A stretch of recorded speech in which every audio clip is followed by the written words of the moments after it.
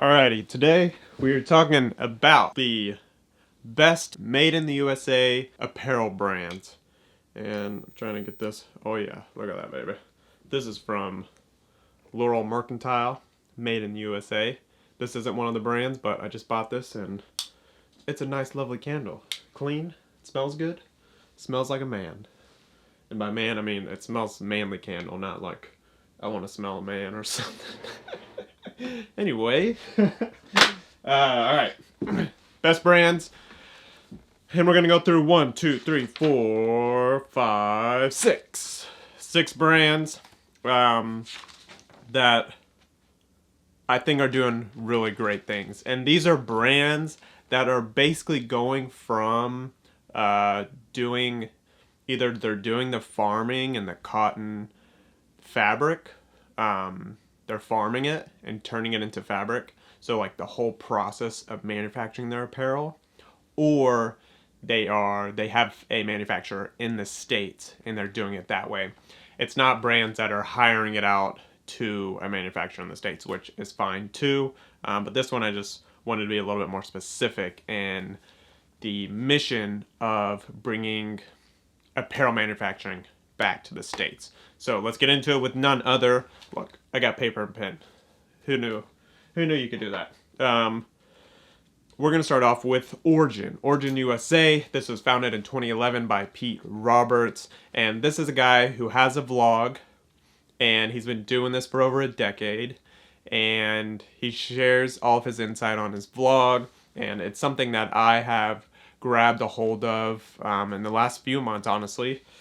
And just got inspiration for starting my manufacturing hats in America called Arena. You can check it out at the link. More about that later.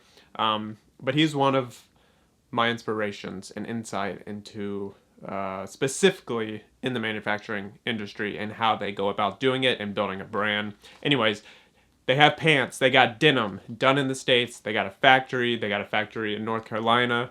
I think the North Carolina one, they do the denim in, but they have a factory in Maine. That's where they're based out of.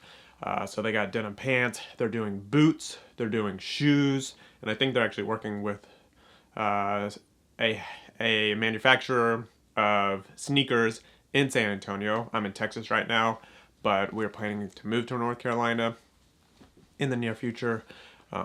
So I think they're partnering on those shoes, and then they also have, button downs, shirts, jackets, just name it. They pretty much do it, and they're also coming out with a men's product line, so like body soap and hair soap and I don't know, smells and stuff like that. So go check out Pete's YouTube if you want to know more, or go check out their Instagram. And by the way, none of this is like, no one's paying me for me to put their name on this list. These are just brands that I've found inspiration and really like what they're doing. Next up we have Soft Goods from Josh York.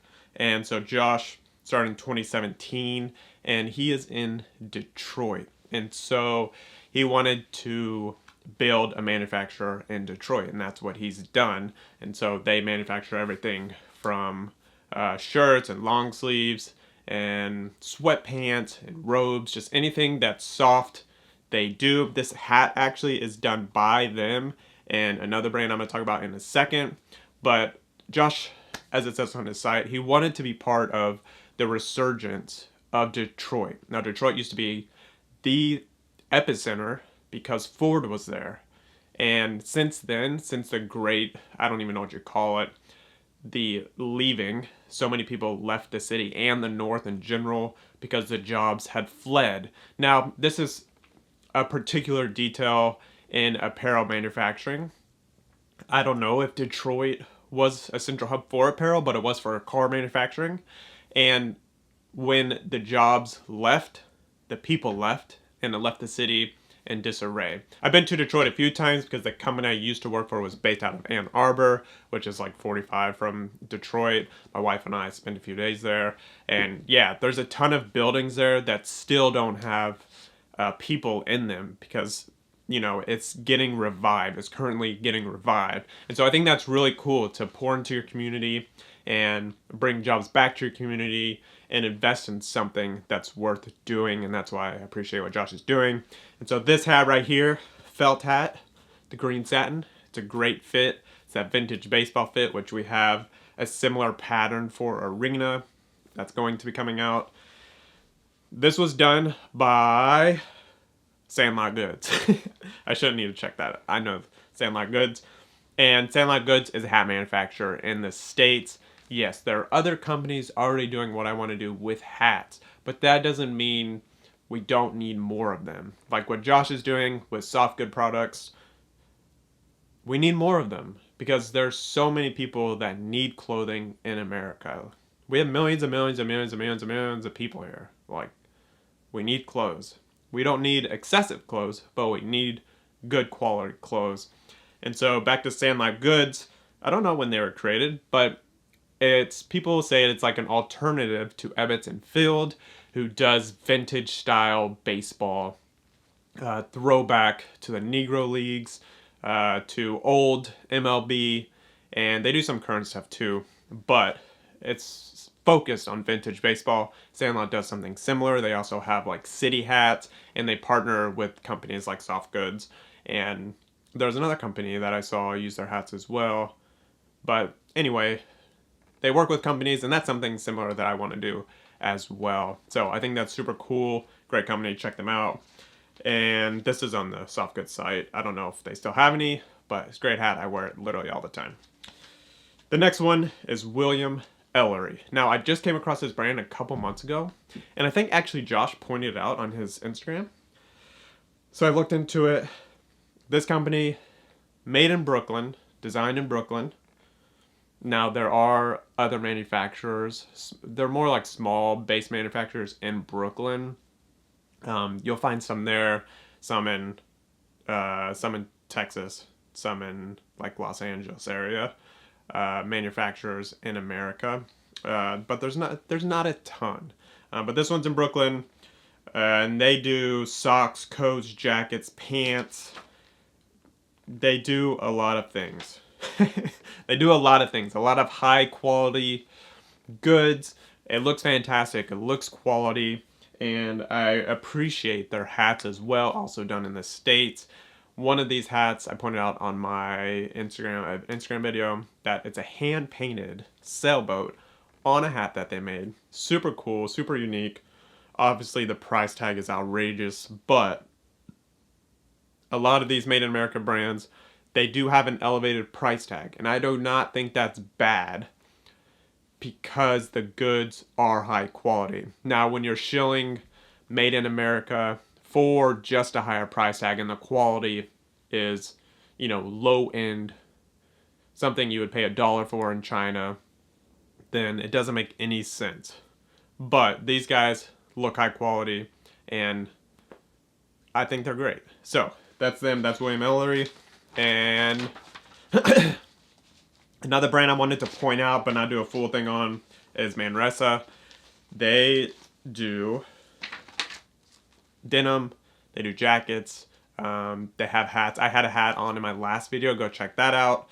And yeah, they're getting up and running, but they've been around for maybe 5 years, 10 years, something like that. But they were getting it produced elsewhere, as far as I know. And now they're in-house doing their own stuff. They share a lot on their Instagram. Super cool brand. Now, the next one is Buck Mason, which you probably have heard of. Really big men's brand. They have stores across the country. Not a ton, but some. I think the vibes are immaculate. I don't wear any of their products, but I do like what they have in general. Now, the caveat here is most of their stuff is not made in the States. But I wanted to point this out because being such a big brand, they have knitting mills in Pennsylvania. They've bought one. Let's see. I'm trying to look at my notes. They bought one that was going out. That was like going under in Pennsylvania. And so they decided to buy it and to mill their own cotton shirts in America. And I think that's really cool. Like, I think it's cool that brands, you can become big and you source your stuff elsewhere, and then you decide to save jobs here in America, produce your own stuff in America.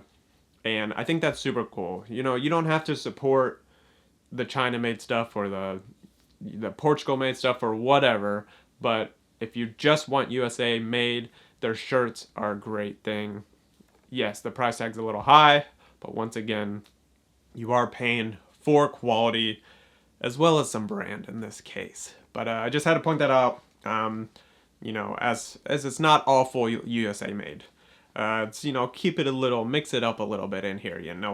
Okay, so the next one is Imogene and Willie. Hope I pronounced that correctly. They are really cool. They're also up-level goods. They have a ton of different things. I thought they just did like basic apparel, like shirts and pants and long sleeves and stuff like that. But they have hats. They have lighters. They have belts. They have socks. They have hats. They have beanies. All of it. They've got all of it. But I wanted to point this out that they are committed to U.S. production, and I think that's really cool because some of the products that I looked at just a second ago, it doesn't say that it's made in America, and I think that's kind of a mistake on the team. Every product that's made in the USA, you should have that in your description. Otherwise, for me, I think that you're hiding it, maybe nefariously or not, but I don't know where it's from. Even if your company we're dedicated to USA made. I don't trust it because most companies do not produce in the States and they do not say where it's produced on their descriptions. So if you are made in the States, say it on every single description, every single posting, every single object, everything. It should be everywhere. Made in the States. It doesn't have to be big and bold, but little is fine. Made in the States. Produced in the States. Blah, blah, blah. So anyways, they're committed to make everything in the U.S., and they started in 2009. That's super cool. I really like this dead wrong cap. The cap looks fantastic. Looks vintage. Love it. The cool objects I pointed out, and everything just looks premium. I think it really does. Everything looks premium. Everything has great quality, great production value, and I actually don't own anything from them either. But there is a point when you come into apparel, you can tell by the description, by the photos, and by just what they're selling, like on their website, their marketing. You can tell most of the time how quality it is. As a marketer, you can tell like when something's being pushed as quality, but it's just cheap. And we know if you're producing in the United States, it's most of the time going to be a little bit more expensive. These guys are much more expensive, so, you got to kind of sort through that yourself. But I do love the mission. I do love what they have. I do love their products. And so that's Imogene. Oh, and I also forgot to state that they started in 2020 with this cotton project. I forgot the most important part on here. The cotton project, which is basically from soil all the way to the t-shirt. So they make everything in the States, but that doesn't mean they make all their fabric, which most companies do not make their own fabric. But they're going to make and are making their cotton for their t-shirts. So 2020, they farm it. 2021, they spin it. 2022, or 2020, 2022, we're missing a year in there. They spun it, they mold it, and then they start sewing it, 2024. And it's been a couple years, and they're sewing these shirts. So I think that's super cool, owning the farming, owning the whole process from bottom to top. And I think that's the play, and I would love to see more companies get into that game. Now for Arena, my brand, I don't know if I will get into farming ever. I would love to just partner with people who are doing it. There's a company who's doing some wool, and that is growing in the States, but with specific cotton twill, cotton fabric for hats. I don't know anyone in the States doing that. There's some stuff that I can find in the States, but it's very difficult to find. And so I think eventually building that up would be really cool to do. Anyways, that's the rest. That's all of this video. If you enjoyed it, subscribe. Let me know what you think. Follow along for my journey of building a hat manufacturer in America. And if I missed any brands, any companies doing great work in America that you think I should know about, that I should check out, and maybe even make a new video on, let me know in the comments because I would love to hear. All right, thank you for watching, and I'll see you next time. Toodaloo.